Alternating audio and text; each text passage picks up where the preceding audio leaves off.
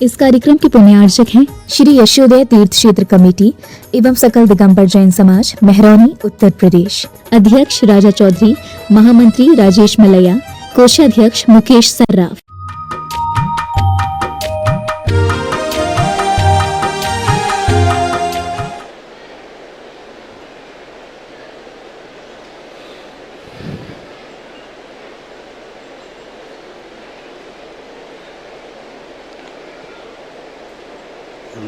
नमो अरिहन्तार्णं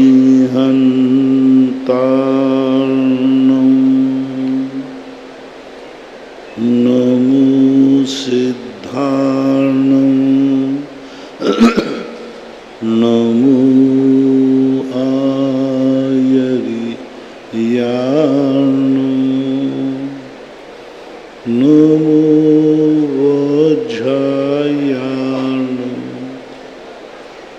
नमो लोये सर्वसावूर्णं।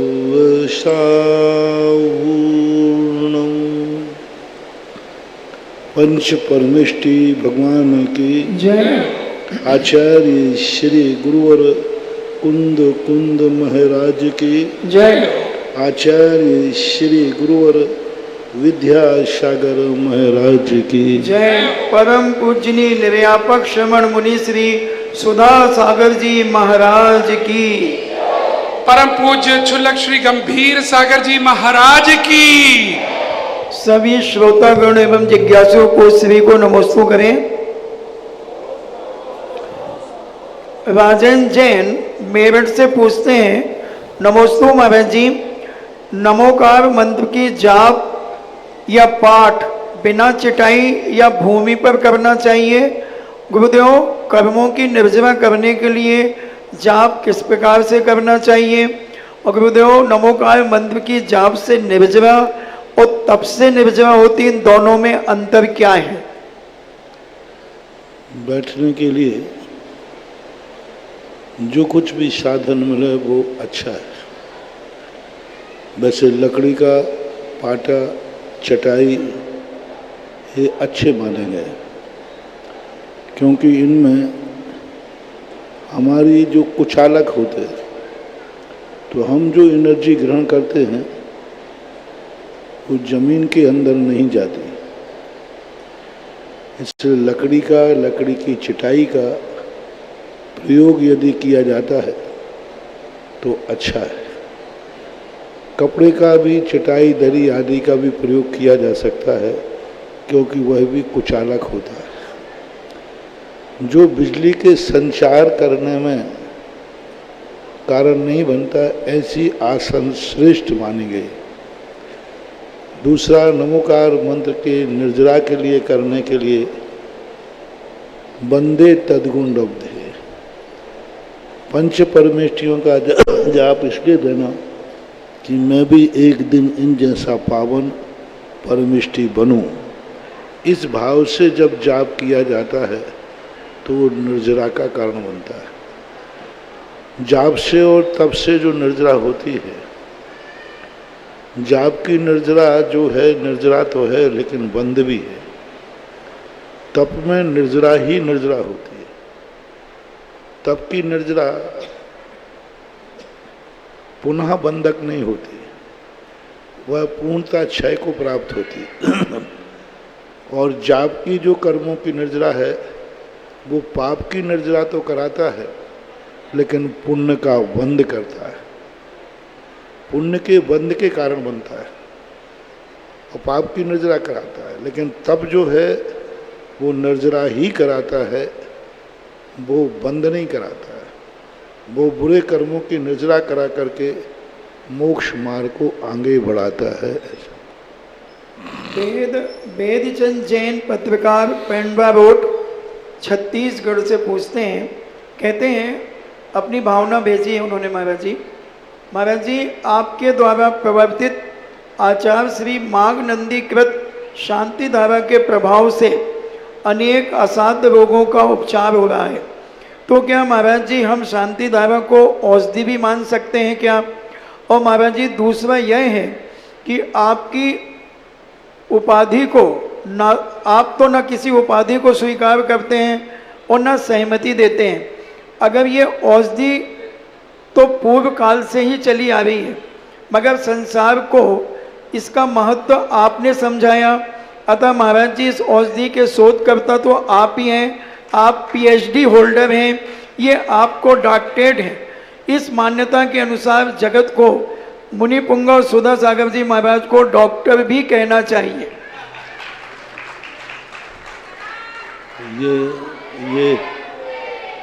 ये उपाधि देकर के यदि आप मेरा सम्मान नहीं कर सकते तो इतना बड़ा अपमान तो मत करो मेरा। इतना बड़ा अपमान कर दिया। मेरा मुनि पद से बड़ी कोई डॉक्टर की उपाधि हो ही नहीं सकती। मुनि पदम श्रेष्ठ पदम, ये डॉक्टर फाक्टर की उपाधियां कहाँ हैं? ये उपाधियां तो बहुत छोटी हैं।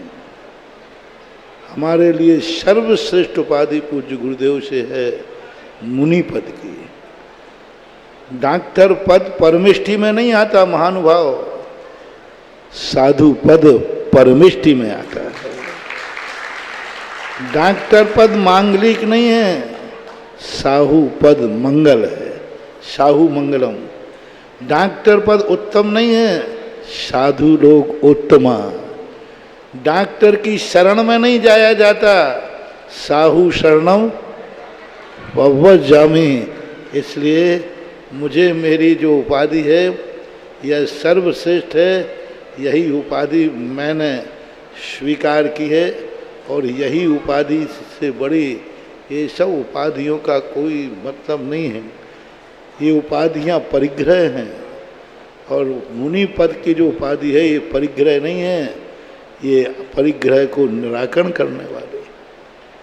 क्योंकि मुनि से बड़ा कोई डॉक्टर हो ही नहीं सकता। अरे मुनियों के किताबों पर डॉक्टरेट की जाती है, पीएचडी की जाती है, पीएचडी की जाती है। हमारे कुंद स्वामी के ऊपर, पूज्यवर के ऊपर कितनी पीएचडी कर ली, कितने डॉक्टरेट कर लिया, पर कुंद स्वामी को डॉक्टर की उपाधि नहीं है। उनके ग्रंथों पर पीएचडी हो रही है, डॉक्टर उपाधि ले रहे, लेकिन वे उपाधि क्यों नहीं। तो हमारे यहाँ जो साधु पद की उपाधि है वो इतनी बड़ी उपाधि है कि इस पद पर लोग डॉक्टरेट करते हैं और फिर डॉक्टर की उपाधि लेते हैं। तो हमारे आचार्यों के तो देखो कितनी विशेषताएं थी। ये डॉक्टर वगैरह की उपाधि ये तो अंग्रेजों की देन है। हमारे यहाँ डॉक्टर शब्द ही नहीं था। ये डॉक्टर शब्द तो अंग्रेजों ने लाए हैं, अंग्रेजों की उपाधि है। हमारी उपाधि जो है वो धर्ममय है, शुद्ध है, मांगलिक है, उत्तम है, शरणभूत है। अतिशय जैन मुजफ्फरनगर से पूछते हैं, नमोस्तु महाराज जी, प्राचीन प्रतिमाओं पर संबद्ध अंकित होता है, पर वहाँ ये नहीं लिखा रहता कि वह विक्रम संबद्ध है या बीन निर्माण संबद्ध है, तो हम कौन सा संबद्ध माने? जहाँ सम्मत शब्द का प्रयोग किया हो तो विक्रम सम्मत ही लेना चाहिए, और जहाँ उसके आगे पीछे कुछ लगाया हो तो फिर वह सम्मत ले लेना चाहिए। अर्पिता जैन थांदला से पूछती हैं, नमोस्तु महाराज जी, जीव कांड और कर्म कांड की स्वयं सरल भाषा में समझने हेतु कौन सा शास्त्र हमें पढ़ना चाहिए? इसको समझने के लिए सबसे पहले जैन सिद्धांत प्रवेश का है पंडित जी साहब गोपाल दास बरैया की, वो समझना चाहिए। कुछ पंडितों ने करणान युग दीपिका पंडित कैलाश जी ने लिखी है, वो समझना चाहिए। और इसको समझने के लिए तत्वार सूत्र है, सर्वार सिद्धि ग्रंथ है, इसके समझ में आ जाते हैं। और किसी भी चीज़ को यदि शुरू से अच्छी तरह समझोगे तो गोमटसार जीवकांड भी समझ में आ जाता है। कुछ नहीं, वो अपने परिणामों की दशा है, लेकिन अपने परिणामों का लेखा जोखा इतना बड़ा है कि अपन को लगता है कठिन। ये अपनी जिंदगी है। गोमटसार जीवकांड जो है हमारा जीवन है, ये हम जी रहे हैं। 24 घंटे हमारे जीवन में घटित हो रहा है बस समझने की थोड़ी सी एकाग्रता चाहिए तो समझ में आ जाएगा। इन्हीं सब शास्त्रों को समझने के लिए आपको श्रमण संस्कृति संस्थान सांगानेर से 12 वर्षीय कोर्स निकाला गया। इस कोर्स को आप करिए तो उस कोर्स के अंदर क्रम से करोगे तो आप आगे जाकर बहुत बड़े ज्ञानी पंडित बन जाओगे।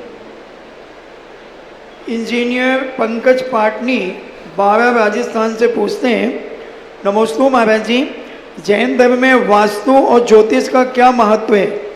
वास्तु और ज्योतिष जो हैं ये औषधि के समान, बुझते हुए दीपक को हाथ लगाने के समान, ये नैमित्तिक क्रिया है। जैनाचार्यों ने इसके ऊपर एक अंग ही ये ज्योतिष के ऊपर, और ज्योतिष से जुड़ा हुआ ही वास्तु होता है। दोनों का एक दूसरे का संबंध होता है। इसलिए सांसारिक प्रक्रियाओं में ज्योतिष वास्तु का बड़ा महत्व है। रूपेश जैन ललितपुर से पूछते हैं, नमोस्तु गुरुदेव, महाराज जी, आदिनाथ भगवान, बाहुबली भगवान एवं भरत भगवान तीनों साथ विराजमान हैं, तो आदिनाथ का भगवान का जब हम अर्घ चढ़ाते हैं तो बाहुबली और भरत भगवान का भी अर्घ क्या नहीं चढ़ा सकते? चढ़ा सकते, क्यों नहीं चढ़ाओ, खूब चढ़ाओ आराम से। दिव्यांश जैन मेरठ से पूछते हैं, नमोस्तु महाराज जी, हम लोग गले में ओम पहनते हैं, जब हम शौच आदि जाते हैं, लघु शंका आदि जाते हैं, तो क्या वह अशुद्ध हो जाता है और पहनना चाहिए कि नहीं? क्यों पहनते हो?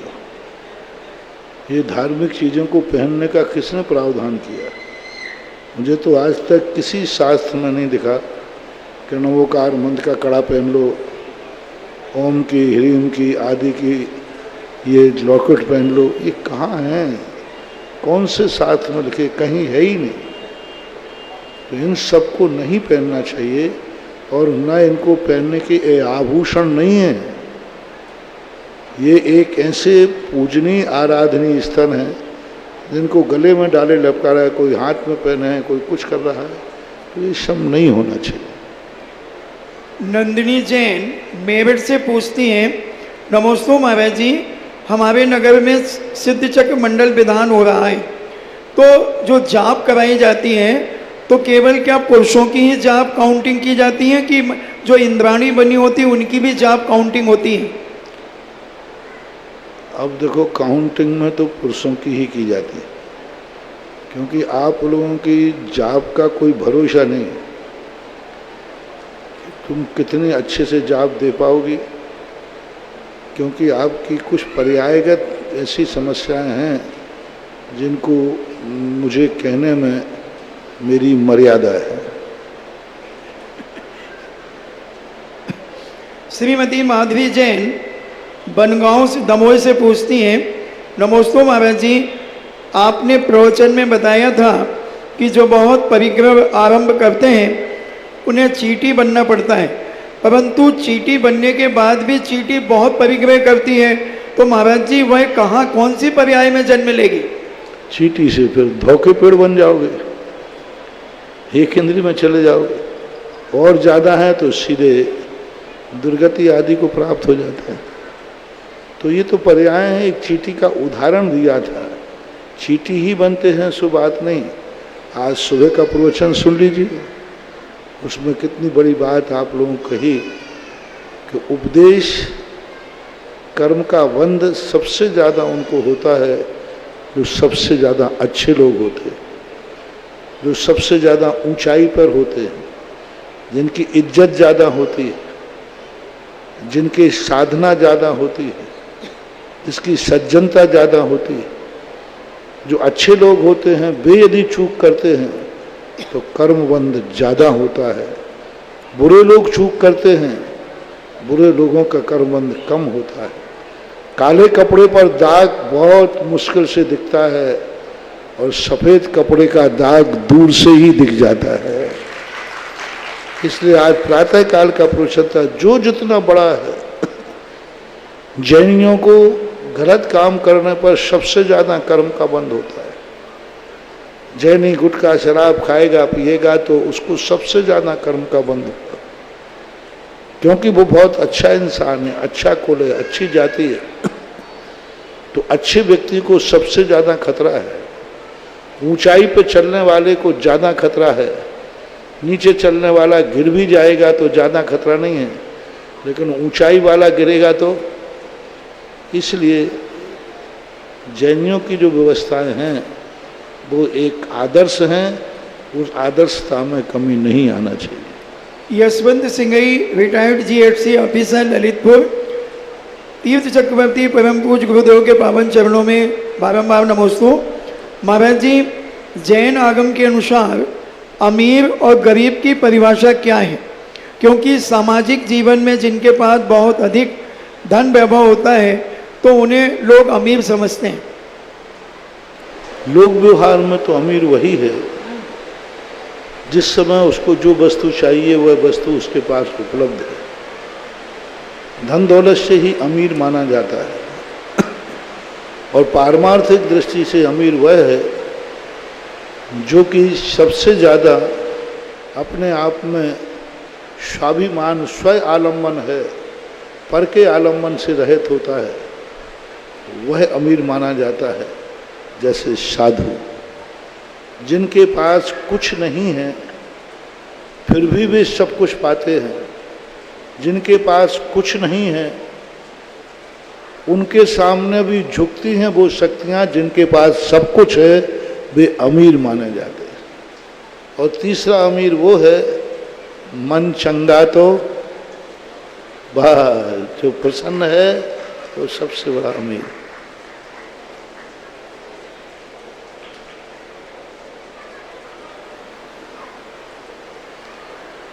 और अमीरी की परिभाषाएं बहुत हैं। कितने प्रकार का अमीर? जिसका दिमाग अच्छा है वो दिमाग से अमीर है, जिसकी आंख अच्छी है वो आंख से अमीर है, जिसके कान अच्छे हैं वो कान से अमीर है, जिसकी जबान में दम है वो जबान से अमीर है, जिसकी पैरों में ताकत वो पैरों से अमीर है, जिसकी इज्जत है वो इज्जत से अमीर है, जिसके पास अच्छा मकान है वो मकान से अमीर है, धन से। तो अमीरी का लक्षण होता है उसके पास जो है, जिस पर उसे गर्व है, वो वस्तु है। तो इसलिए अमीर कई प्रकार के होते हैं। सामान्य व्यवहार में धन को ही अमीरी का कारण माना जाता है, क्योंकि धन से व्यक्ति की समस्त सांसारिक और पारमार्थिक आवश्यकताओं की पूर्ति होती है। चलिएगा, अब चलते हैं लाइव सेशन आप सबके बीच आगरा के इस पंडाल से। साथियों, लगभग एक सप्ताह हुआ है पूज्य गुरुदेव के आगमन को, और जिस प्रकार से एक विशाल जनमानस यहाँ पर उमड़ रहा है, ऐसा लगता है कि ये बड़ा 24,000 स्क्वायर फीट का पंडाल, जिसको हम बड़ा कह रहे थे, अब वो छोटा पड़ गया है और हमें नया पंडाल शीघ्र बनवाना है।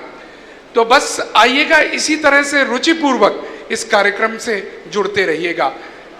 अभी पूज्य गुरुदेव ने 12 वर्षीय श्रवण संस्कृति स्वाध्याय पाठ्यक्रम के बारे में आप सभी को बता रहे थे, शंका जिज्ञासा समाधान के। देखिए मेरे साइड में कैमरा कर दीजिए। ये सांगानेर का ये कोर्स है, और ये कोर्स के बारे में, फॉर्म भरने के बारे में सारी जानकारी यहाँ हमारा बुक स्टॉल है उस पर उपलब्ध है। इसके बारे में जो भी जानकारी आप करना चाहते हैं आप बुक स्टॉल में जाकर कर सकते हैं। आइए अब सेशन शुरू करते हैं, और सबसे पहले नाम लेना चाहूँगा टूंडला से श्रीमती गुंजन जी जैन आ जाएं, और उसके बाद तैयार रहें देवोदय तीर्थ ललितपुर जैन समाज के अध्यक्ष श्री अनिल जी अंचल। परम पूज्य मुनि पुंगव श्री 108 सुधा सागर जी महाराज के चरणों में मेरा मेरे परिवार की तरफ से त्रैवार नमोस्तु नमोस्तु। चुल्लक महाराज के चरणों में इच्छामी। गुरुदेव, आपने कल के प्रवचन में बताया था कि हमने बहुत पुण्य किए कि हमको यह जैन कुल और सब कुछ गुरुदेव बहुत अच्छा मिला, लेकिन महाराज श्री हमने कुछ ऐसी मायाचारी भी करी महाराज जी कि हम इस स्त्री पर्याय में आए। गुरुदेव, अब हम ऐसा क्या करें अपने जीवन में कि अपनी इस निष्कृष्ट स्त्री पर्याय से गुरुदेव हमें छुटकारा मिले और हमारा भी कल्याण हो। स्त्री पर्याय के जो बंध के कारण हैं, उनका मूल कारण है अपनी पर्याय के प्रति राग भाव में कमी लाना। दूसरा, किसी की भी गुप्त बातों को सुनने की इच्छा रखना। जो बात सुनाना नहीं चाहता है हम सुनना चाहते हैं। किसी के घर के अंदर की बातों की जानकारी चाहने का भाव होना कि इसके घर में क्या चल रहा है, इसके घर में कैसा है, किसी के भी घर की, और किसी की गुप्त बातें पता चलने पर दूसरों से कहना, ये सबसे बड़ी स्त्री वेद के बंध का कारण होता है। दो कारण, किसी की गुप्त बातों को जानने की रुचि रखना, किसी की भी बात को अपन जानना, वो हमें बताना नहीं चाहता, हमें रुचि है और जानने में आ जाए तो हम उसको दूसरों से कहते हैं। तो ये कारण आज वर्तमान में स्त्री वेद के बंध का मूल कारण बनता है। और फिर आदि श्रृंगार आदि और भी जो वैभव हैं, कैसी भी प्रकार के, किसी भी व्यक्ति को अपने ऐसी प्रवृत्ति करना जिससे वो मेरी तरफ आकर्षित हो, ऐसा श्रृंगार आदि, चाहे वो श्रृंगार हिंसक हो, चाहे वो कैसा दोषपूर्ण हो, लेकिन हमारे लिए उस श्रृंगार की वस्तुएं चाहिए।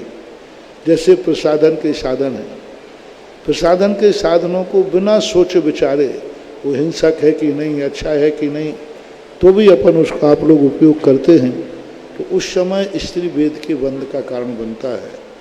इसलिए यदि हमारे मन में सरलता, सहजता और दूसरे की जो बातें हमें कोई सुनाना नहीं चाहता है, हम उसको जानना नहीं चाहेंगे, हमें अरुचि करना चाहिए। मैं तो स्त्रियों से सदा कहता हूँ, पुरुषों से भी कहता हूँ, जो बात हम सामने वाला मुझे नहीं बताना चाहता है और कोई मुझे बताता है तो बोले भाई हमें मत सुनाओ, क्योंकि मैं किसी की बात को, छुपी हुई बात को जानना नहीं चाहता। यदि वो नहीं सुनाना चाहे तो हमें सुनने में रुचि क्यों? वो नहीं दिखाना चाहता है तो हमें देखने की रुचि क्यों? वो हमसे छुपाना चाहता है तो हम उसे क्यों जानना चाहते हैं? ये सबसे बड़ा गुण दुर्गुण होता है व्यक्तियों में। जो व्यक्ति छुप कर के कोई कार्य कर रहा है तो हमारे उसको देखने की ज़्यादा इच्छा होगी, हम चोरी से देखेंगे। स्वयं के कार्य तो छुप कर करता है और दूसरों के कार्य झांक के देखता है, यह स्त्री वेद के बंध का मुख्य कारण बनता है। ऐसा बना। नमोस्तु महाराज जी।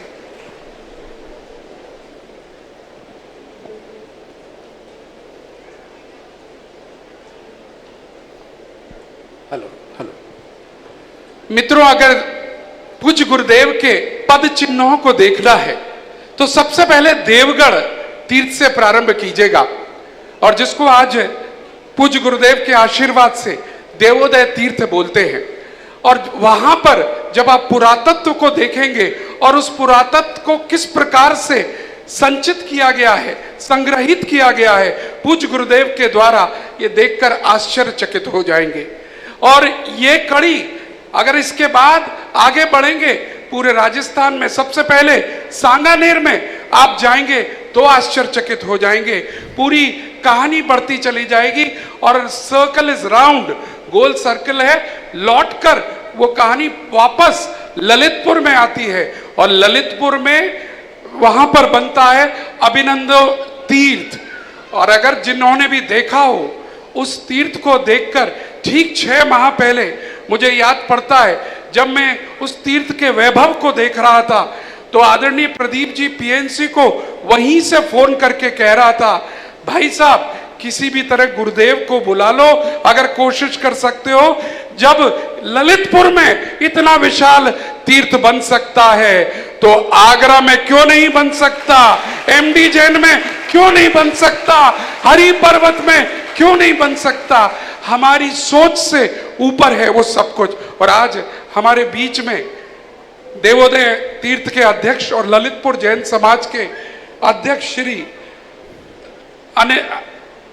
अनिल जी अंचल हमारे मध्य हैं।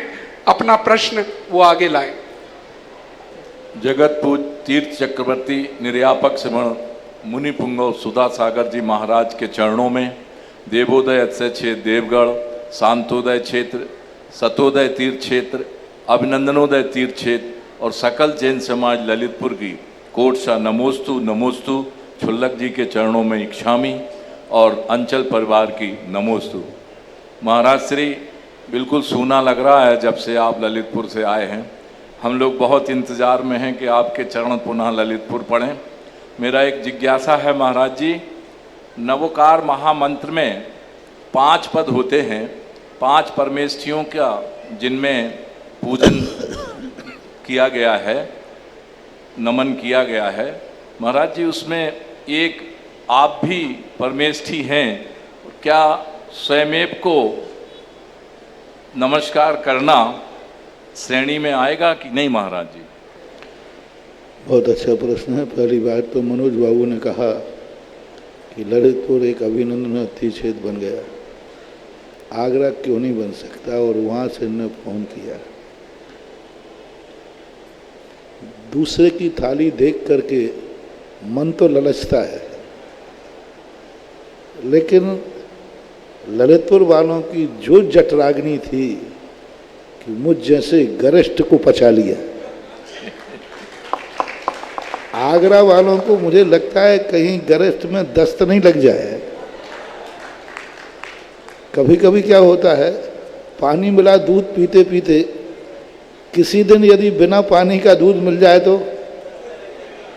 दस्त लग जाते। एक बार एक वाले को ऐसे ही हुआ कि वो पानी मिला के बेचता था, बढ़िया चल रहा था। अब एक दिन वो महाराज के प्रवचन सुन के उसने कहा दूध में पानी मिलाता है उसका खून पानी हो जाता है, ऐसा उसने छोड़ दिया। उन्होंने कहा अब नहीं मिलाऊंगा, और दिन सबको बिना पानी मिला दूध दिया और सब ने लिया, और जितने पीने सबको दस्त लग गए। दूसरे दिन आगे सबने घेर लिया, भाई तूने कल दूध में क्या मिलाया था, आज तक दे दूध।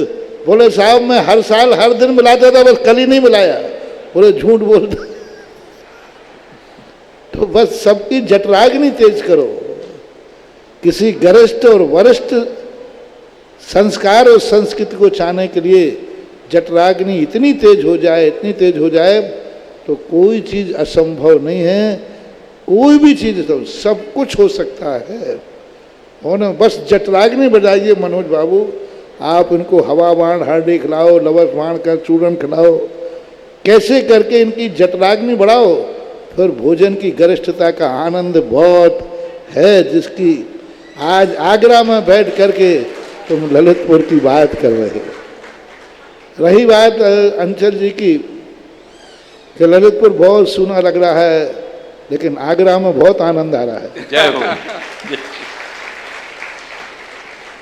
तो ये तो सब बदलता रहता है। पंच परमेष्ठी में साधु को स्वयं, क्योंकि साधु पद उसके स्वयं का नहीं है। पूज्यवर कुंदकुंद भगवान ने इसको जिन मुद्रा कहा, जिनेन्द्र भगवान की बसियत कही, जिनेन्द्र भगवान का पद कहा। इसलिए साधु जब वंदना करता है तो उसमें स्वयं का भी पद वंदनीय होता है। स्वयं की एक बार हमारे संघ में एक घटना घटी, जैसा आपने कहा, तो एक महाराज ने कहा, जब वो जय प्रवचन शुरू किया, आचार्य के सामने प्रवचन चल रहा था, तो उन्होंने कहा 4 कम 9 करोड़ मुनिराजों की जय। तो आचार्य ने कहा भाई 3 कम 9 करोड़ बोलो। फिर भी उन्होंने कहा नहीं हम तो 4 कम।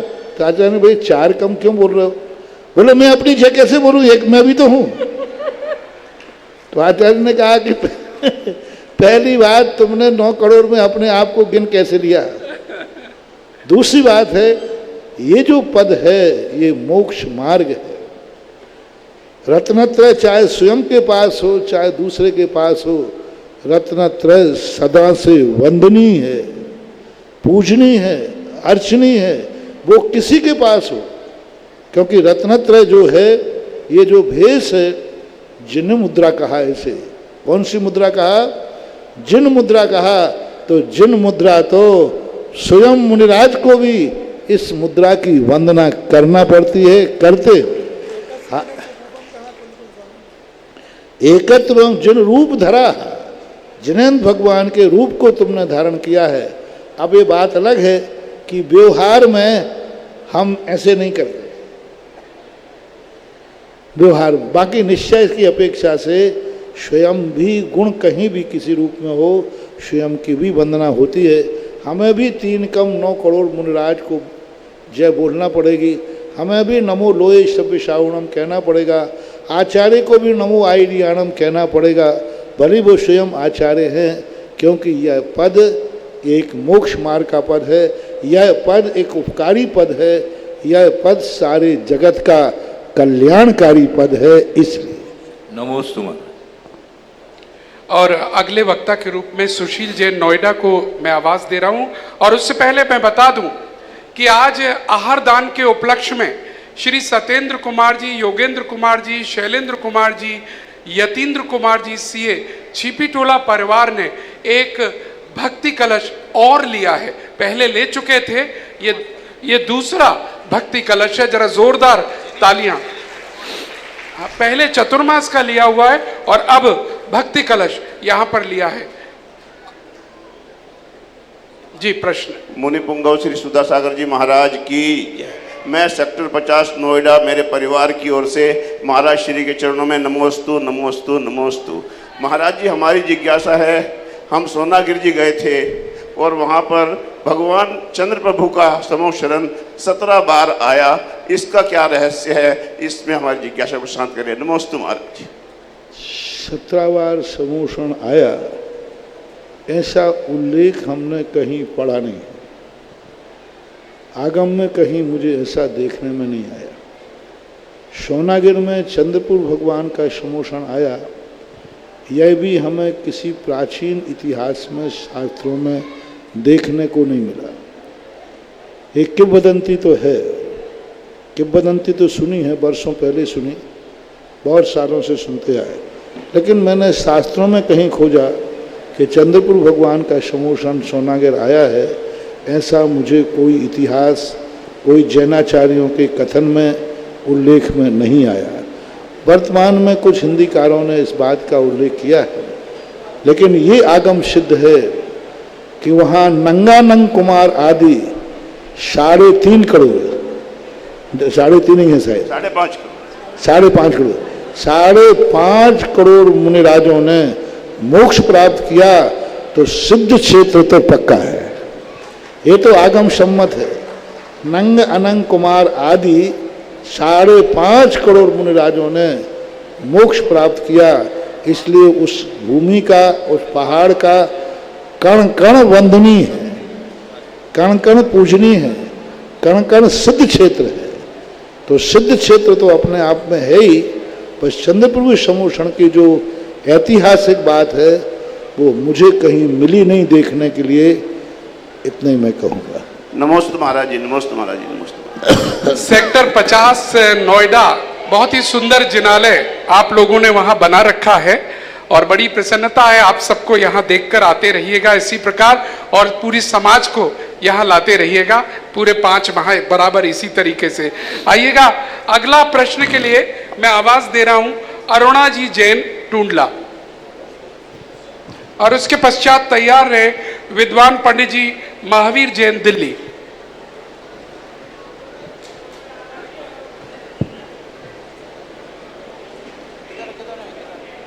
शीघ्रता से माइक्रोफोन। और इस बीच में एक और भक्ति कलश यहाँ पर आज लिया गया है। सत्येंद्र जैन, डॉक्टर उर्मिला जैन, समस्त केटीजे परिवार, आगरा।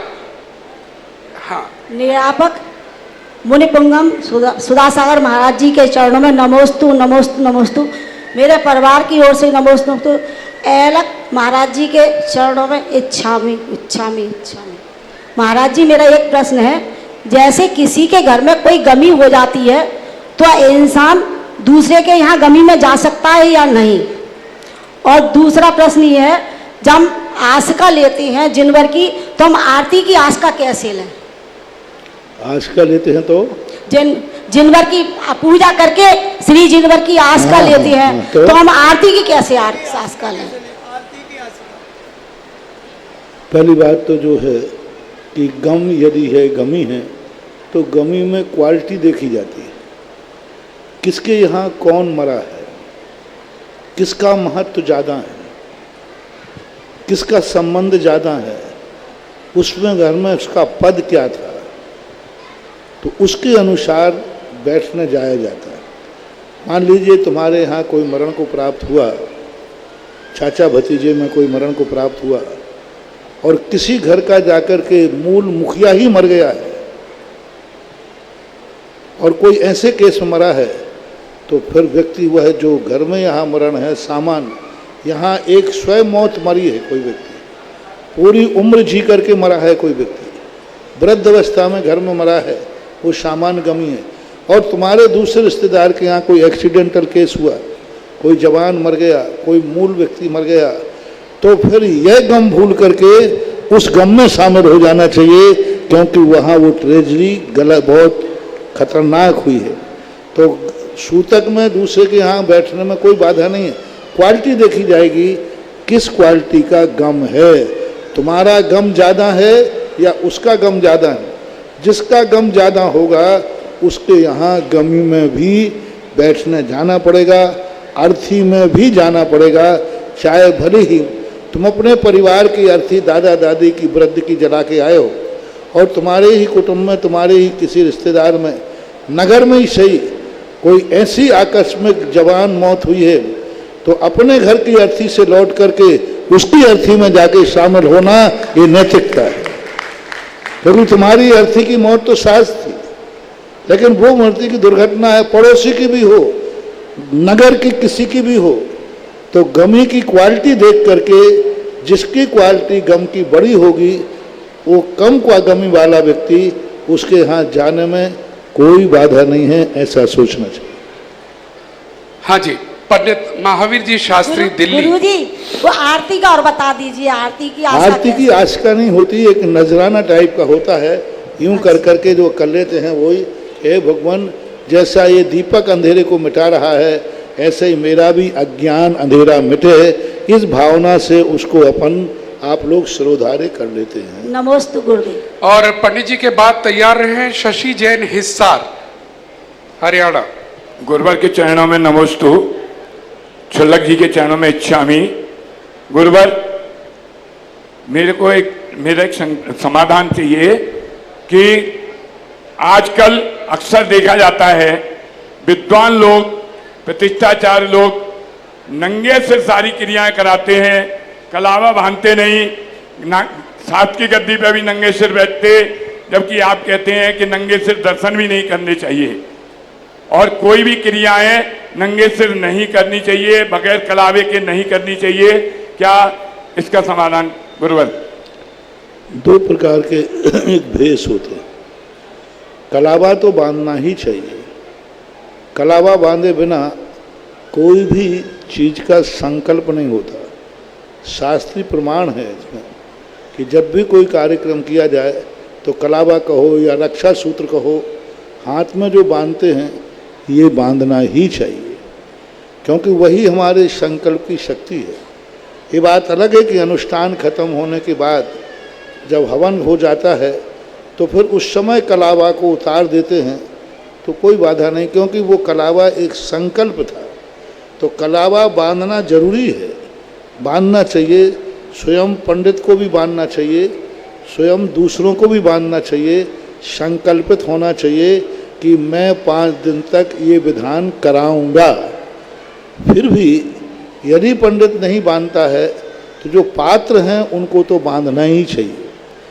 अब रही बात भेष की कि धोती दुपट्टा पहनकर कोई ब्रह्मचारी आदि है, ब्रह्मचारी आदि भेष है, उस समय की भेष की स्थिति अलग होगी। और गृहस्थ जो है उस समय यदि पंडित करा रहा है तो वो धोती दुपट्टा में है, तो जिस समय वो अभिषेक कर रहा है तो सिर ढकना जरूरी है। सामान्य रूप से यदि कोई क्रिया करा रहा है, पढ़ रहा है, पूजा कर रहा है तो बात अलग है, लेकिन भगवान का अभिषेक करते समय सिर जरूर ढकना चाहिए। मान लो अब दिन भर वो सिर नहीं ढक सकता है, पूजा करा रहा है सुबह से शाम तक, रात में भी करा रहा है, तो उस समय भेष का रूप देखा जाता है कि वो किस भेष में है, कौन से पद में है, वृत्ति है कि आवृत्ति है, उस संबंध में विचार करना चाहिए। क्योंकि आगम में, शास्त्र में एक नियामक भेष की चर्चा नहीं की। मात पूज्यवत जिनसेन स्वामी ने महापुराण के अंदर धोती और उत्तरी दुपट्टा, इन 2 चीज़ों का प्रयोग जरूर किया है। कि ये दो चीज़ें भगवान के दर्शन पूजन के लिए होना चाहिए। लेकिन फिर भी आपका कहना बिल्कुल जायज़ है और मैं इसका समर्थन करता हूँ कि जितने देर भगवान के धार्मिक क्रियाओं में गृहस्थ का सिर ढका रहेगा उतना ही अच्छा है। राजा के सामने, पहले राजाओं के सामने भी सिर ढक के जाया जाता था, राजा के सामने नंगे सिर नहीं जाते थे। जो गांव में नगर में लंबड़दार होते थे ना, जो मालिक बोलते थे, उनके सामने भी लोग सिर पर कुछ ना कुछ डाल देते। तो मर्यादा होती है तो श्रेष्ठ ही है, होना ही चाहिए। शास्त्र की गद्दी पर गुरु, शास्त्र की गद्दी के ऊपर तो नियम से वो ने कहा ना, कौन बैठा है? ब्रह्मचारी बैठा है तो उसका भेष अलग होगा। यदि पैंट शर्ट के कुर्ता पजामा पहन के बैठते हैं तो नियम से शास्त्र की गद्दी पर टोपी होना चाहिए। सुबह यदि दुपट्टा पूजा के बाद धोती दुपट्टा पहन करके कर रहा है तो उस समय की अलग व्यवस्था है। दोपहर में, रात में यदि कुर्ता पजामा पहन के कर रहा है तो जरूर टोपी होना चाहिए। मैं संस्थान के बच्चों को सदा कहता हूँ कि प्रोशन की गद्दी पर बैठते समय जरूर सिर पर टोपी रखना चाहिए। ये एक मर्यादा समझो या अनुशासन समझो, यूँ समझो हमारा यूनिफॉर्म है, ड्रेस है। जय जय जय। श्रीमती शशि जी जैन हिसार और उसके बाद तैयार रहे आर्जव जैन पुत्र सत्येंद्र जैन। मेरे गुरुदेव के चरणों में कोटिशा नमन, कोटिशा नमन। महाराज जी के चरणों में इच्छामी इच्छामी इच्छामी। महाराज श्री, मेरी जिज्ञासा है, नमोकार महामंत्र को शब्द ब्रह्म और परम ब्रह्म कहा, किस अपेक्षा से कहा महाराज श्री? शब्द ब्रह्म और परम ब्रह्म। परम ब्रह्म, ब्रह्म का रूप होता है जो ऐसी अदृश्य शक्तियों को प्रकट करने में कारण होता है, उसको ब्रह्म बोलते हैं। ब्रह्म का दूसरा अर्थ है परमार्थ, ब्रह्म का दूसरा अर्थ है आत्मा, ब्रह्म का दूसरा अर्थ है शक्तिमान। उससे बड़ी किसी के पास शक्ति नहीं है। सर्वबाहु, सर्वदृष्टा, सर्वज्ञाता, इस प्रकार के को ब्रह्म बोलते हैं। और जो ब्रह्म होता है बाहर में देखने में नहीं आता, अंतर रूप से उनकी शक्तियाँ प्रकट होती हैं। इसलिए पंच परमेष्टि को ब्रह्म, शब्द ब्रह्म इसलिए कहते हैं क्योंकि नवोकार मंत्र में एक ऐसी शक्ति है कि उसमें जो शब्दों का चयन किया गया है वो अनंत अनंत शक्ति संपन्न है। यानी नमोकार मंत्र शब्द ही नहीं है, शब्द ब्रह्म है। उसके जो बीजाक्षर हैं वो एक ऐसी शक्ति लिए हुए बैठे हैं कि उनमें अनंत शक्ति का प्रदर्शन करने का, प्रकट करने का सामर्थ्य होता है। इसलिए उन शब्दों में ही ब्रह्म है, अर्थ में नहीं। नमो अरिहंताणम बिना अर्थ के। उस व्यक्ति को यही पता नहीं है कि नमो अरिहंताणम का अर्थ है अरहंतों को नमस्कार हो, कोई पता नहीं, उसको कोई भी अर्थ नहीं है। मात्र नमो अरिहंताणम है, उसी को मात्र पढ़ रहा है तो भी वह ब्रह्म शक्ति के रूप में पा करके ऐसा उसको शब्द ब्रह्म कहते हैं। नमस्ते गुरुदेव। चलिए इसके बाद आर्जव जी जैन पुत्र श्री यतेंद्र जैन जी आ जाएं और उसके बाद तैयार रहिएगा जिनेंद्र जैन जी, अध्यक्ष जिनोदय तीर्थ सिरोन। पूज्य मुनि श्री सुधासागर जी महाराज के चरणों में मेरा बारंबार नमन। नमोस्तु नमोस्तु नमोस्तु गुरुदेव। आलू के बारे में बताया जाता है कि उसको खाने से निगोदीय जीवों की यानी स्थावर जीवों की हिंसा होती है, पर जो श्रावक होता है उसके स्थावर जीवों की हिंसा का त्याग ही नहीं होता। अगर हम कहें कि अनंत निगोदीय जीवों की हिंसा के कारण गलत है, उसको नहीं खाना चाहिए, अधिक दोष है, पर उस दृष्टिकोण से भी व्यक्ति को पहले त्याग के क्रम के अनुसार पहले दावत का खाना, रेस्टोरेंटों का खाना, रात्रि भोजन और छने पानी का नियम आदि सब लेना चाहिए, जिससे कि त्रस्त जीवों की हिंसा होती है। उसके बाद जाकर कहीं जमी कंदों आदि का त्याग की बारी आती है। इस बारे में मुनिश्री थोड़ा मार्गदर्शन। एक होता है कि ठीक कहा कि क्रम से छोड़ना चाहिए, लेकिन कभी कभी कोई व्यक्ति क्रम से नहीं पढ़ करके, नहीं छोड़ करके यदि बीच में से भी कुछ व्यक्ति त्याग करता है तो वो श्रेष्ठ है। कभी कभी व्यक्ति क्या होता है, हमारे यहाँ एक पूरी हिंसा का त्याग नहीं कर पाता और एक 14 का ही करता है तो भी प्रशंसनीय है। सारे मांसों का त्याग नहीं कर पाया, कौवे का मांस त्याग कर दिया तो भी प्रशंसनीय है। सारी मछलियों का त्याग नहीं कर पाया, एक मछली का भी त्याग कर दिया तो भी प्रशंसनीय है। इसलिए यदि वो और चीज़ें जो क्रम से आपने कही वो नहीं कर पा रहा है और एक वस्तु का भी त्याग करता है तो त्याग ही कर रहा है, कुछ ना कुछ छोड़ रहा है।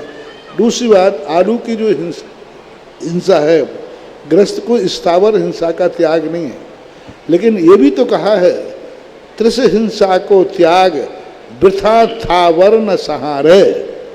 वृथा थावर यानी जिसके संहार के बिना हमारी जिंदगी चल सकती है, फिर चला करके ऐसा क्यों कहें जिसमें ज़्यादा स्थावर मरते हो। जब हमारे कम स्थावर, स्थावर तो मरेंगे लेकिन कम स्थावर जीव मरते हैं, यदि उससे हमारा भोजन पड़ता है, जिंदगी चलता है, तो हम अधिक जीवों की विराधना क्यों करें। तीसरी बात है, आलू जो है हिंसा के साथ साथ मनोवैज्ञानिक ढंग से जो जमीन के अंदर की चीज़ें खाते हैं वे ज़्यादातर उनके पैर मजबूत होते हैं, खोपड़ी ठस होती है। तो आप देखना जितने वैज्ञानिक होते वो गणित से कम खाते, बहुत कम खाते। वैज्ञानिक आजकल कहने लगा कि वो फल खाओ जो प्रकाश में, वो फल खाओ जिनको ऑक्सीजन मिलती है, वो फल खाओ जिस पर सूर्य का प्रकाश पड़ता है और वो कीचड़ में रहता है, गंदगी में रहता है। तो हमारे यहाँ वास्तु में एक सिद्धांत है, जो व्यक्ति जैसे वातावरण में रहता है यदि उसकी संगति करोगे तो तुम भी वैसे ही हो जाओगे।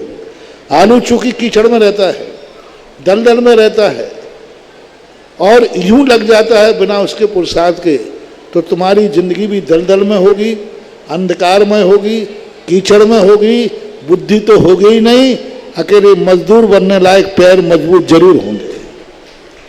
इसलिए वो फल खाओ जो आकाश में है, प्रकाश में है, जिनको प्रकाश मिलता है। तो उन फलों, विज्ञान की बात कर रहा हूँ, विज्ञान कहता है सबसे फायदेमंद बुद्धि यदि तेज करना है ऐसे फलों को खाओ जो निरंतर सूर्य के प्रकाश में पलते हैं, फूलते हैं, बड़े होते हैं। तो मनोवैज्ञानिक ढंग से, वैज्ञानिक ढंग से आलू आदि गणंत आदि चीज़ें इसलिए त्याज्य की जाती हैं। नमोस्तु गुरुदेव। चलिएगा, अब जिन्हें मैं बुला रहा हूँ, जिनोदय तीर्थ सिरोन जिनेन्द्र जैन जी, उससे पहले पूज्य गुरुदेव, अभी अभी जिनोदय का नाम आया, अभिनंदोय का आया, देवोदय का आया। ये प्रश्न मेरा, ये जिज्ञासा मेरी है, इतने सुंदर सुंदर नाम के विचार आते कहाँ से हैं? आते कहाँ से हैं? वहाँ की भूमि, वहाँ की भक्ति, वहाँ के भगवान की एनर्जी अपने आप ऐसे शब्दों को उत्पन्न कराती है। जय हो गुरुदेव, जय हो गुरुदेव, जय हो गुरुदेव। वहाँ से अपने आप उपरनाम बनता है। और स्वयं में जब कोई अच्छे कार्य करने का भाव होता है तो अच्छा शब्द भी ऐसे ही नहीं रखता हूँ मैं, बहुत सोचता हूँ, बहुत विचार करता हूँ, कई दिनों तक उसको सोचता हूँ। कई नाम तो सहज में आ जाते हैं लेकिन कई नामों को बहुत सोचना पड़ता है। तो ये ऐसे नाम आ जाते हैं। अब इतने नाम हो गए उदय के कि शायद मुझे ही याद नहीं रहता। मैं कई बार कोई नाम बोल देता हूँ तो दूसरा महाराज जी वो तो वहाँ बोल चुके थे आप, अरे तो डबल हो गया। बहुत हो चुके हैं, बहुत अच्छा है, चिंता मत करो। ये मत समझना कि मैंने इतने नाम दे दिए तो अब मेरे पास कोई नाम नहीं बचा के, आगरा के लिए कोई नाम बचा के नहीं। यही अगला आप तो तैयारी कीजिए, नाम आगरा के पुण्य से ऐसा आएगा जो आज तक दुनिया में नहीं आया हो। क्या बात है, तालियां बजा दीजिएगा। समुद्र में से चुल्लू और पानी निकला है अभी तो गुरुदेव। ये इतना ऊंचा उठे कि आसमान बन गए, दुनिया वालों के वास्ते ईमान बन गए। अरे हम 7 दिन के रहकर इंसान न बन सके, ये इंसान थे और इंसान से भगवान बन गए।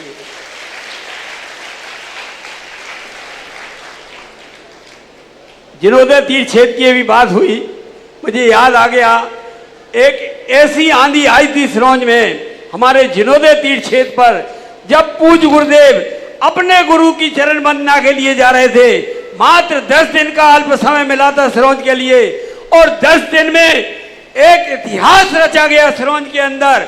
वहां त्रिमूर्ति जिनालय, नंदीश्वर जिनालय, चौबीसी और त्रिकाल चौबीसी और समोसरन जिनालय और एक लग्जरी धर्मशाला, ऐसी एकमात्र 10 दिन के अंदर ये इतिहास रचा गया था। महाराज श्री, हमारा यही निवेदन है कि वह दिन कब आएगा जब पूरा सिरोंज नगर पुनः अपने गुरु की चरण वंदना के लिए वहां आतुर है, और आप आशीर्वाद दें, शीघ्रता से वह दिन हमारे आंखों के सामने आए। भरोसा नहीं है जिंदगी का, इसलिए शीघ्रता से वह समय आ जाए। मेरी गुरुदेव से प्रार्थना यही है।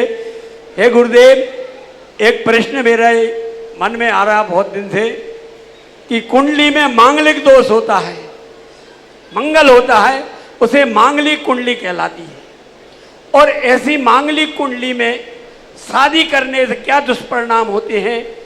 यदि मंगल से मंगल मिल जाए तो क्या लाभ होता है? गुरुदेव, मुझे तो शादी में दुष्परिणाम दिखते हैं, तो मंगल शादी की बात कर रहे हैं।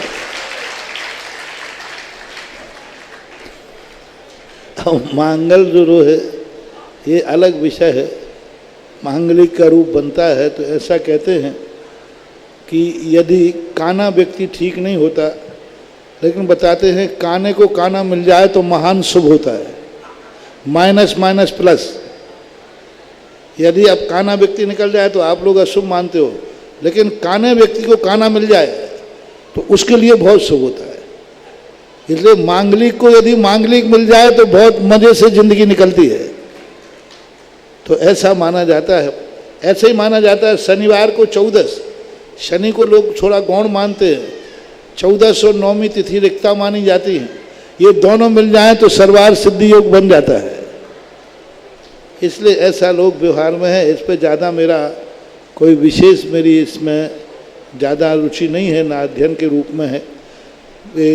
मांगलिक के लिए ऐसा आता है। और दूसरी बात है, हमारे यहाँ मंगल के स्वामी सिद्ध परमेष्ठी हैं। बस जिनके मांगलिक बैठा हुआ है वे नमो सिद्धाणम बोलते रहें, उनका बेड़ा पार हो जाएगा। क्योंकि मंगल का जो रूप है, रवि और मंगल की जो महादशा होती है वह सिद्ध परमेष्ठी का रूप माना जाता है। और सिद्ध परमेष्ठी का बीजाक्षर है हीरीम। हीरीम बीजाक्षर सिद्ध भगवान का नाम सदा मंगल की महादशाओं आदि में मंगल के दोषों का निवारण करने वाला होता है। चलिए अगला प्रश्न अनीता जैन जी हिसार से ही हैं, वो अपना प्रश्न पूछें। और जिससे पहले आप पूछ रहे हैं, यहाँ पर ऑनलाइन भक्ति कलश आ रहे हैं बराबर। अभी कुछ देर पहले फोन से आया है श्रीमान अनुपम जैन जी भरतपुर, बहुत बहुत बधाई भरतपुर से अनुपम जी, आपने हमें यह भक्ति कलश भेजा है। और हमारे दर्शक बराबर इस कार्यक्रम को देख रहे हैं और उत्साहित हैं कि उनका भी योगदान इसमें आना चाहिए। आप इसी प्रकार से भेजते रहिएगा, हम आपके नाम पुकारते रहेंगे और आप भी यहाँ पर आइए। और एक और नया आज आगरा के ही परिवार ने रखा है, राजेश जैन मनीष संभव अरहंत, पुत्र स्वर्गीय श्री वीरेंद्र कुमार जैन नायक, कचहरी घाट बेलनगंज, बहुत बहुत धन्यवाद। नया भक्ति कलश है। डॉक्टर अरविजा जैन पद्मालय कॉम्प्लेक्स आगरा घटिया रोड ने भी एक नया भक्ति कलश रखा है। बहुत बहुत साधुवाद। आपका प्रश्न? मेरे हृदय की गहराइयों में विराजमान गुरुदेव के चरणों में त्रिबार नमोस्तु छुल्लक जी महाराज को इच्छामि इच्छामि इच्छामि। गुरुदेव, क्षीर श्रावी रस व घृत श्रावी रिद्धिधारी मुनिराज के हाथों में आते ही भोजन दूध के समान गुणकारी व घी के समान बलवर्धक हो जाता है, या जो भोजन चौके में होता है वह भी उसी प्रकार दूध के समान व घी से परिपूर्ण हो जाता है। कृपया जिज्ञासा का समाधान करें। उस समय उनका यही है कि अंजुली की में तो चर्चा आती है कि उनकी अंजुली में पहुंचते ही वह उसी रूप हो जाता है जिस रूप की रिद्धि उनको प्राप्त है। अब ये हमारे लिए अभी कहीं पढ़ने में नहीं आया कि चौके का सभी सामान उसी रिद्धि रूप क्षीर श्रावी, सर्पी श्रावी, मधु श्रावी आदि, ये कहीं अभी तक हमें देखने में नहीं आ रहा है, पढ़ने में नहीं आ रहा है। उनकी अंजलि पुटका तो है कि अंजलि में जाते ही वह रस उनको प्राप्त हो जाता है उस रूप में। मुझे भी यही प्रतीत होता है कि शायद उनकी अंजलि तक ही ठीक होना चाहिए, ऐसा मानना चाहिए। जैसे तीर्थंकर आदि को छिलके दिए गए, लेकिन उनकी अंजलि में जाकर के वो क्षीर श्रावी रिद्धि भगवान महावीर स्वामी को थी, तो अंजलि में जाकर के वो खीर को प्राप्त हो गए। लेकिन ऐसा संभवतः एक चर्चा सागर ध्यानत राय जी ने लिखा है। चर्चा सागर में उसमें उन्होंने एक प्रश्न के रूप में ये कहा, तो उन्होंने कहा नहीं, संपूर्ण भोजन उसी रिद्धि के प्रभाव से वैसा हो जाता है। महर्षि नमोकार ग्रंथ में पढ़ा है ये। हाँ हाँ जी, तो आया है ऐसा। तो वो ध्यानत राय जी ने उसको प्रश्न उठाकर कहा कि संपूर्ण भोजन उसी रिद्धि रूप, जैसे मान लो सर्पी श्रावी है, क्षीर श्रावी है, मधु श्रावी है, तो संपूर्ण भोजन उसी रूप को प्राप्त हो जाता है, ये उल्लेख मिलता है। लेकिन मूल ग्रंथों में, मूल आचार्यों की परंपरा में ऐसा मुझे दृष्टिगोचर नहीं हुआ, ऐसा माना। नमोस्तु गुरुदेव, नमोस्तु गुरुदेव। अगला प्रश्न के लिए आमंत्रित कर रहे हैं श्री दिव्यम जी जैन, आप अपना प्रश्न पूछें। और इस बीच ये नमोकार मंत्र या ध्यानत राय जी की चर्चा सागर का विषय इसलिए और थोड़ा सा श्रद्धा का विषय बनता है क्योंकि महानस नाम की रिद्धि भी एक होती है।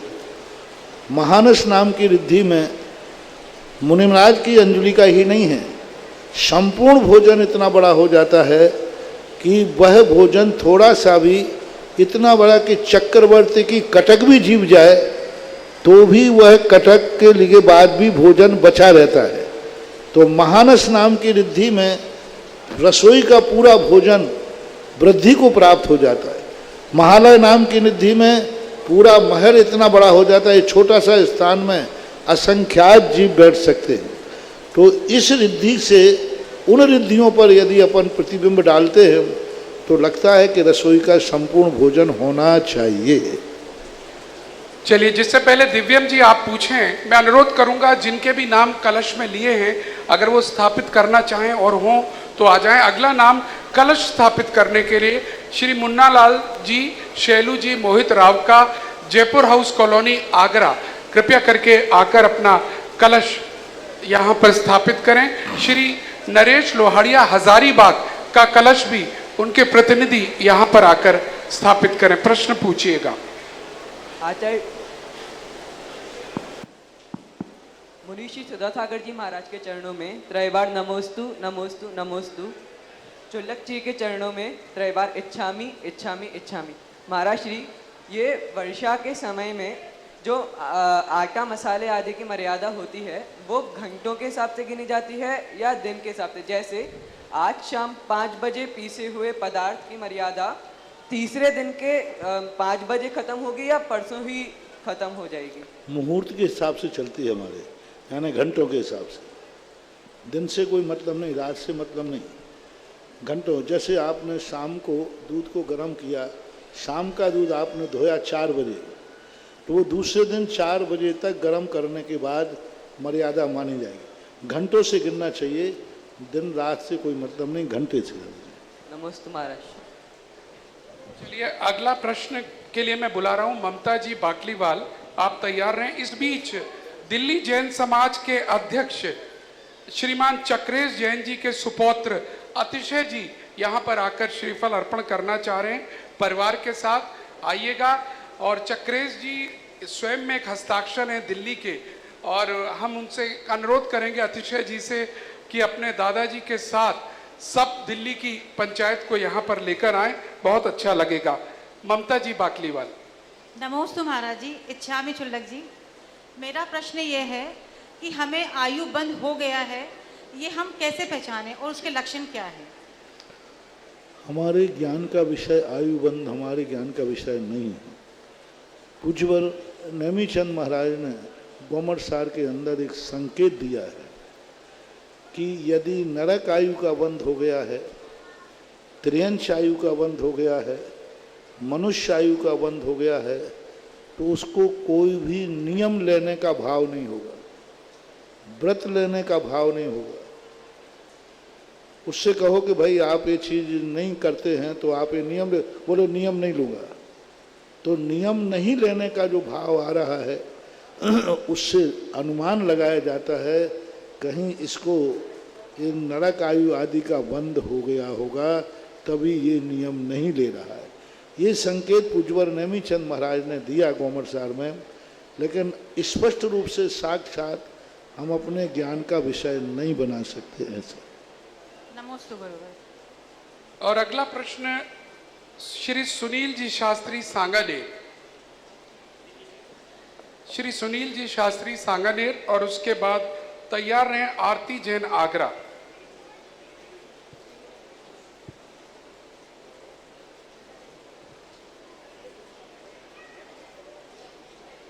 शीघ्रता करें। आरती जी आ गई, सुनील जी दीजिए, आरती को जी को दीजिए, आप जल्दी करिए। और उसके बाद तैयार रहें उज्जवल जी जैन दिल्ली।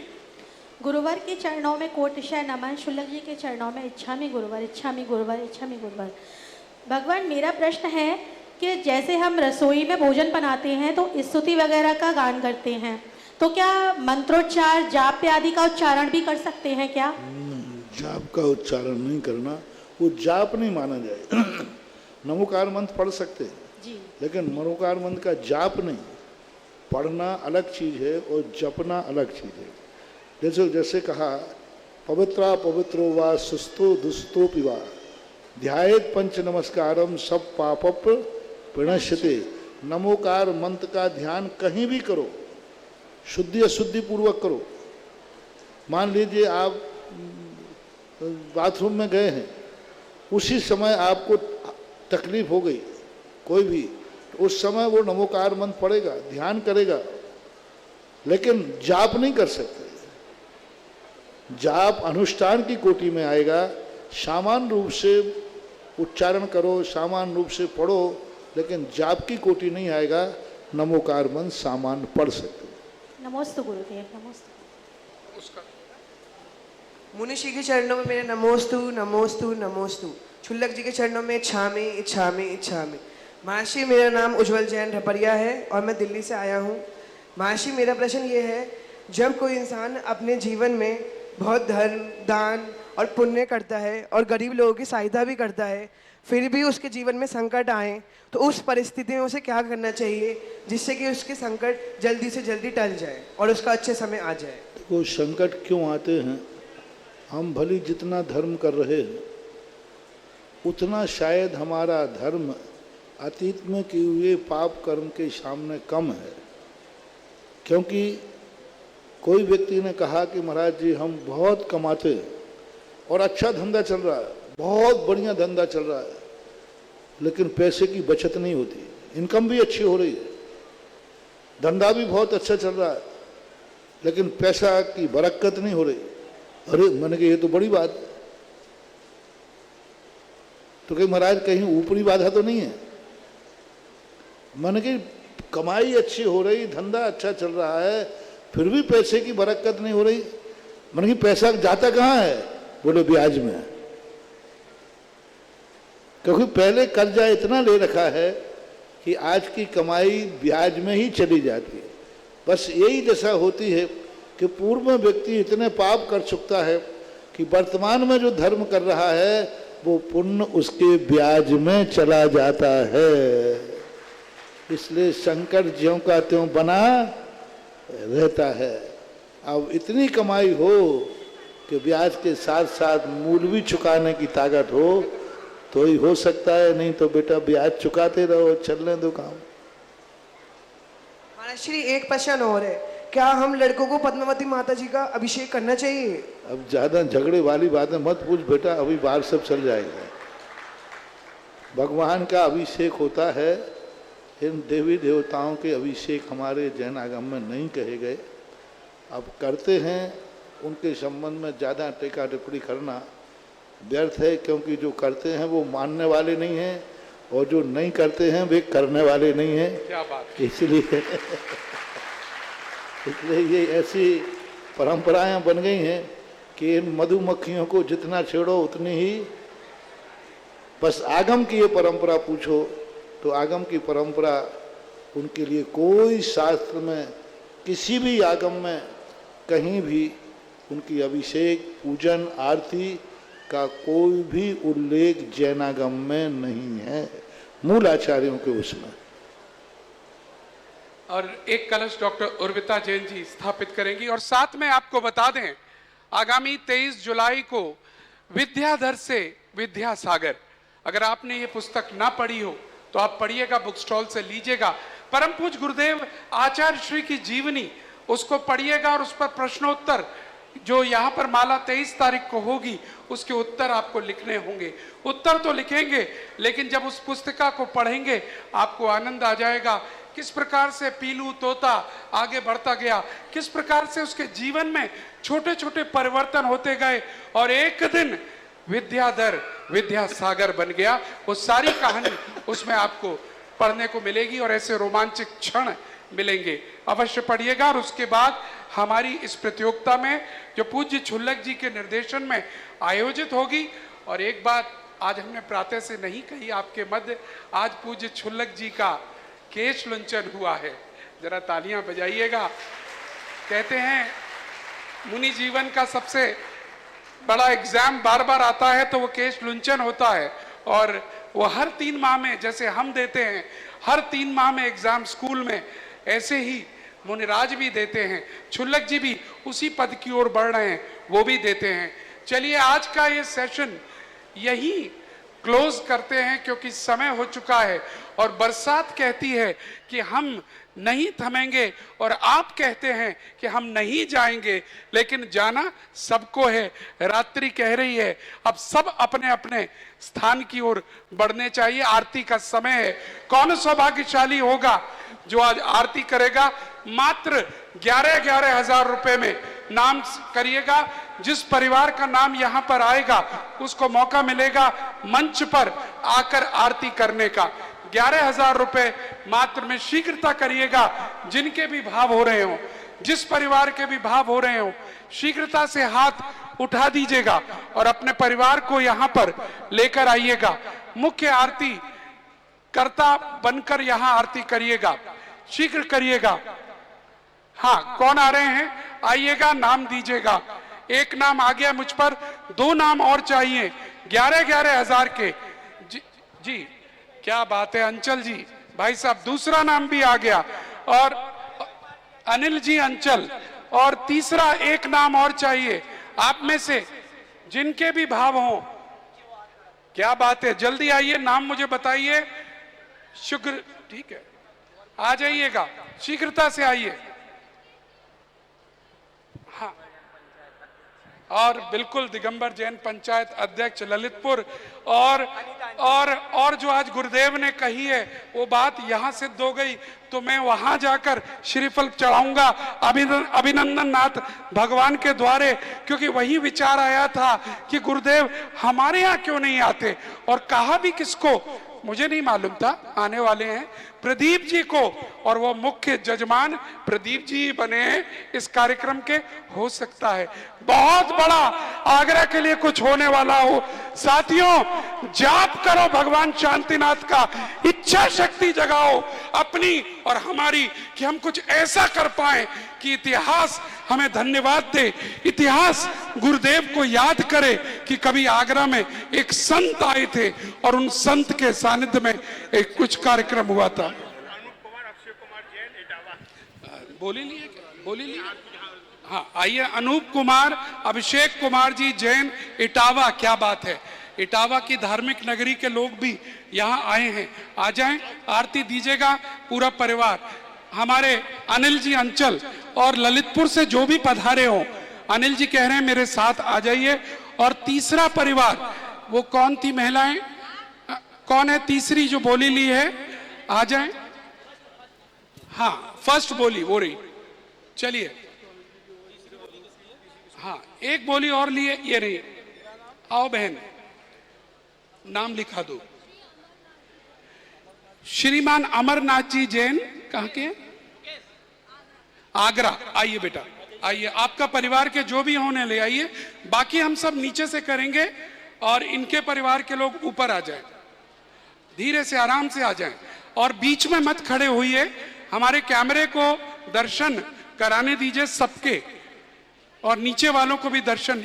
जी हाँ, क्योंकि सब लोग देख रहे हैं, पूरा भारत देख रहा है। प्रारंभ करिए।